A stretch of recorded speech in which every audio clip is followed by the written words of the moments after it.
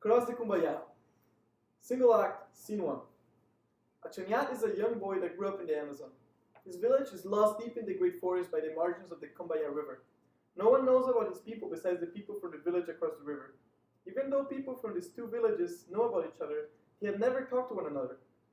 Villagers from both sides assumed that by crossing the river they would upset the residents from the other side, and so one never attempted it. Only in legend people had crossed the river, and in these tales the consequences of such actions were never good. The stories normally talked about how the adventurers will be hunted by the residents of the other side and will then have to fight their way back to the safety of their shore. Anyhow, even though it was a great amount of unexplored territory, Achaniat's people never had any need to cross the river. They had all they needed on their side. Life was pretty easy, especially for the children like Achaniat. The trees and vines provided the ultimate playground for them. Whenever they were tired, they could sleep on a branch, and whenever they were hungry, they could have any of the many types of delicious fruits that grew in the forest. They had wild bananas, juicy papayas, guavas, guanabanas, and goyabas, also orange mangoes, purple passion fruits, chocolatey coconuts, and delicious cashew nuts. Achaniat lived mostly of these fruits. After all, most of his time he spent in the vegetation. He was known for being the most active and creative of the kids from his village, and sometimes even for days he would disappear in the forest on adventures that happened mainly inside his head. People of the village used to worry about him at first, but when they would make him stay in the village, his games and fantasies would get out of control. One time, while pretending he was a bat, he even tried to drink the blood from his sister's monkey. He will forget about the line between imagination and reality, and that is why now the villagers were actually glad that he will go. Achaniat was in one of these adventures when his best friend, Ayumpum, went looking for him. Achaniat, where are you, Achaniat? Achaniat appeared out of nowhere, swinging from a vine, covered all in mud and screaming wildly. Ooh, ah, ah! He then dropped from the vine and got closer to Ayumpum, trying to get bugs out of his hair. Ayumpum was 2 years older than Achaniat, and he was also more mature. Come on, kid, drop it. You are making me dirty. I have been looking for you everywhere. Well, you did not look in the right place. You know, Ayupum. It used to be more fun before. Well, I have matured, my friend. I'm officially a young man now. I know. You kept it a sloth. Probably the last one too. In Achaniat's tribe, the rite of passage from childhood to young manhood was the capture of a sloth. The only problem was that besides Ayumpum, nobody had seen a sloth in the last 4 years. Normally kids would capture a sloth when they were 12, but because of his weird situation, the village was full of kids that were as old as 17. Achaniat was mad that Ayumpum had caught a sloth. His best friend, being the most courageous kid in the village, was the only one that dared to accompany him on his adventures, but not anymore. What good is it to mature if you can't have fun anymore? If you can't even use your imagination? It is not that I cannot have fun. It's only that I must be more responsible while doing it. It would be rude to get my skirt full of mud when my mother is the one that would have to clean it later. You say this, but you have never gone with me on an adventure again. Prove it. Let's go on an exploration like in the old times. Prove that you are still the most courageous. Even though Ayumpum was more mature now, he still preserved one of his main faults. He could not refuse a challenge, and Achaniat knew this very well. What he didn't know is that his friend did not lose his courage. Instead, he had become even braver, and he already had the perfect proof in mind. So Ayumpum had Achaniat follow him all the way to the river margin. He did not explain what was in his mind until they got there. Well then, let's cross the river. What? This whole young adulthood is getting to your head. There's dangers on the other side. If you want to explore, let's do it. No one has ever been to the other side. No one knows what it is like there. We would be the first ones to know. You can actually learn something, even mature a bit. To mature? You're definitely crazy. I want to do that. As a kid, I have everything I could want. I can eat the fruit every time I'm hungry. I can play every time I'm bored. I don't need that. Look! As they were talking, a sloth approached the other shore of the river to drink water. I need that. But what happened with not maturing? You see, it's not about maturing. It's about adventure. I get a sloth and I become a young man like you. The old folks would finally let me go do my things. You already practically live alone in the forest. Yes, but I'm still not allowed to go further than cacao trees. Let's go. Since no one had ever crossed the river before, Achanyat and Yumpum did not calculate well how long it was. It took them 20 minutes to swim to the other side.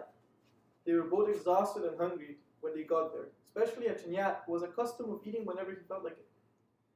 Since the sloth was already gone by the time they crossed, they went on searching for some fruit tree instead. They were not worried about the sloth. Since sloths are not so fast, they could track her later. The boys spent a good 20 minutes looking for a tree and then gave up. What is happening? There's so many fruit trees in outside and nothing here. I know, this is weird. So many trees and none of them have fruits. I have an idea. We will climb that tall tree over there and see if I can find us some fruit. Stay put. And so Yumpum started climbing a tall tree and soon disappeared inside a forest canopy.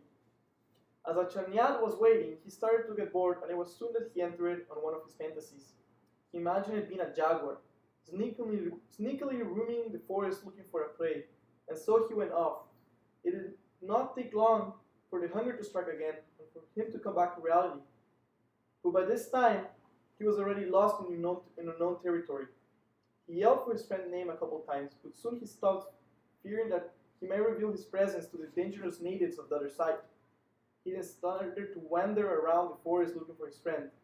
He was alone as many times before, but this time he was scared, tired, and hungry. In his head, he already regretted crossing that river in the first place. This is when all of a sudden he heard a voice behind him. Are you lost? Achanyat turned around, jumped back, and fell on his knees. He was shaking and did not dare to look up to see who was talking to him. Please do not hurt. Do not eat me. I will eat. Please. Hurt you, boy? Why should I do that? I just saw you walking around all melancholic and wanted to make you sure you were okay. You're all trying to trick me. The people from this side are dangerous. I've heard the stories. I promise I won't come back. Please let me go. Aww, so you're from the other side. Silly.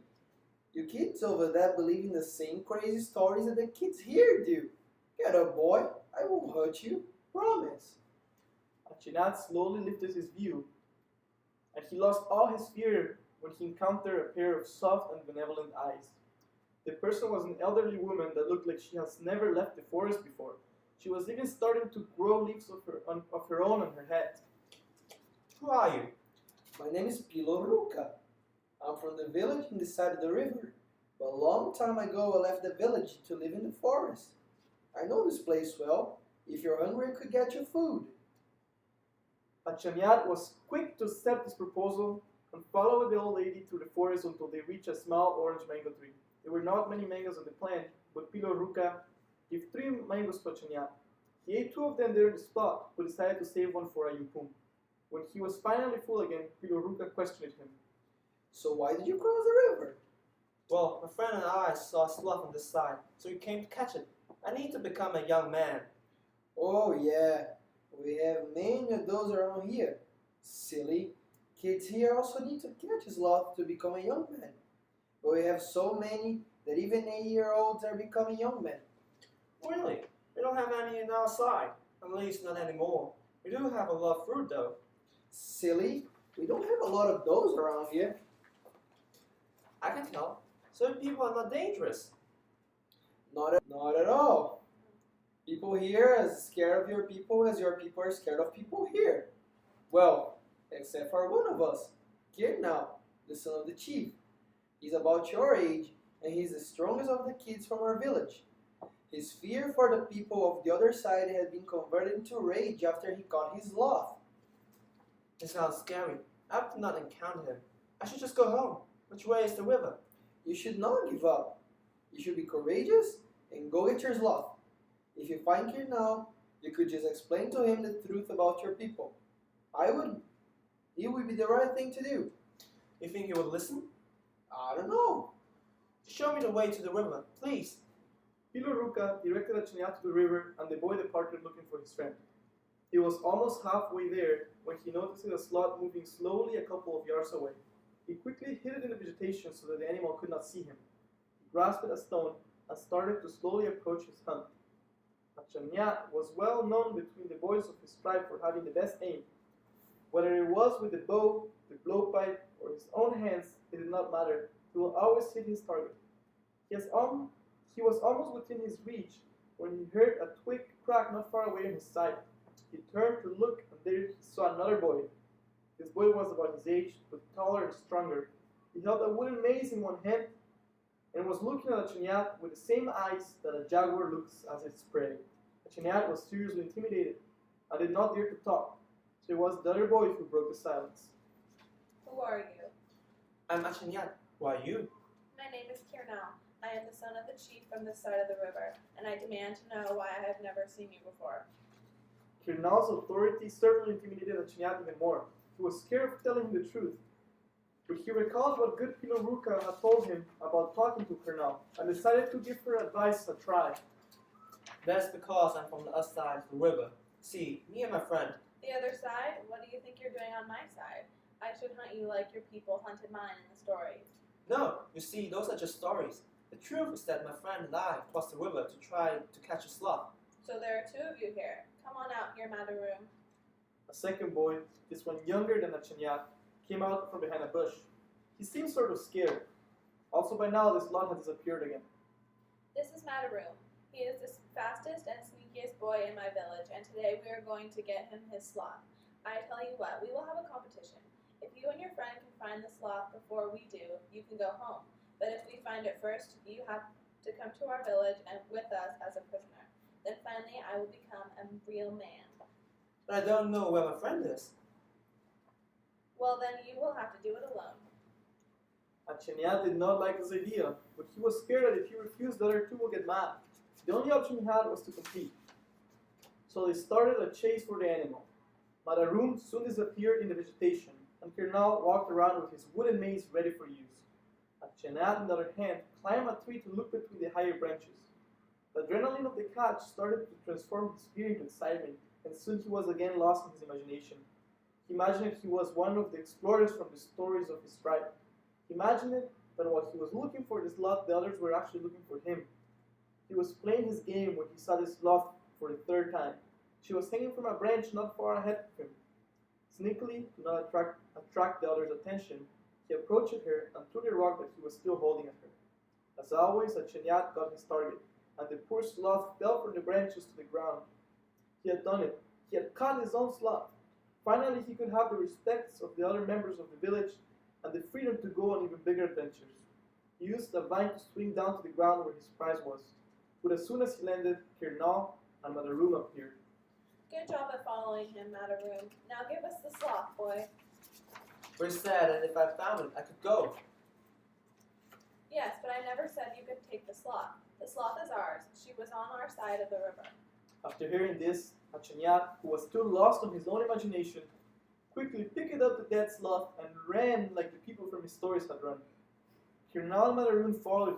Kirnal, who was not so fast, soon fell behind, but Madaroom, who was known for his speed, started to catch up.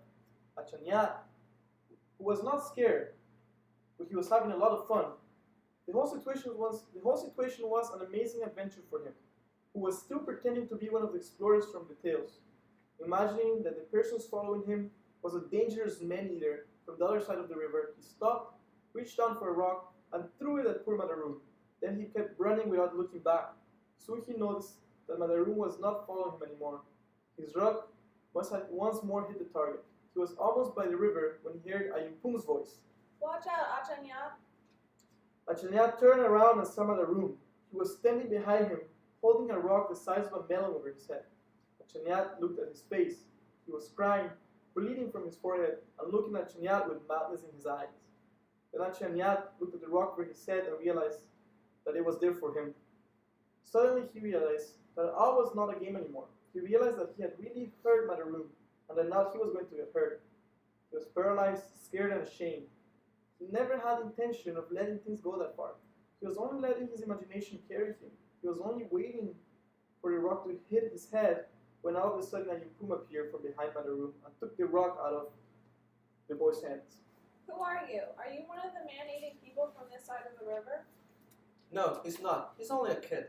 What happened to him? Achanyat explained to Ayumpum everything that had happened since they separated, and meanwhile Ayumpum helped Madaroom heal his wounds. You have always made trouble with that imagination of yours. I know. I should have thought more about what I was doing. Look, Madaroom, I'm sorry I hurt you. It's just that in our side of the river there are not any sloths anymore. That's why we crossed the river. You should have said it earlier. We have so many here. Even here now would have understood that. I know. You should have talked instead of letting things go so far. That would have been the more mature thing to do to avoid hurting anyone. Finally, you start to understand. I do, and I have an idea. By the room, we have a lot of fruits on our side, all kinds of exotic and delicious fruits. The people could come to our side to get fruits, and our people could come to yours to catch our sloths. Just like you guys, people from our side are only scared of you all because of the ridiculous stories. That is such a good idea. Let's go find her now and talk to him about it. Don't worry, I will explain to him how things are. You go talk to him. I have to go home now. It's getting late, and it's been a while since I've seen my parents. Meet us on our side of the river tomorrow. Okay, but please take this sloth with you. Achonyat and Ayupum crossed then the Cumbaya River back, and Achonyat went home that night. His parents were happy to see him and proud to know that he had found a sloth. The next day, Achonyat told his story to all the people in his village. They were all tremendously impressed and were happy to officially name him a young man. Later that day, Malarum and Kirnal appeared on their side of the river, and together they all played and ate fruit all day. But by night time, Achonyat returned home to tell his parents. He now understood that you can have fun and be responsible too. Every day from then on, the four kids will meet on a different side of the river to play. Also, the grown-ups and other kids from both sides of the Cumbaya River will cross the waters to get themselves a sloth or eat some fruit. Both of the villages started to coexist, and all of the silly stories were soon forgotten.